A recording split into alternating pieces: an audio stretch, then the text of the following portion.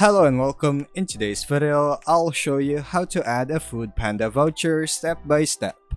First, open the Foodpanda app on your phone and log in. Go to the Accounts tab in the bottom right navigation bar and select Vouchers to open the Vouchers and Offers.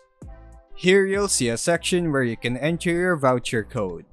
Tap on Add a Voucher, type the code exactly as given, then choose Add to save it to your account. When you place an order, go to the checkout page and under the payment or voucher section, select the voucher you've added. The discount will automatically apply to your order total before you confirm payment. Remember that Foodpanda vouchers usually have expiry dates, location limits, and minimum order amounts, so always check the terms before using them. And that's how you add a Foodpanda voucher and start saving on your next order.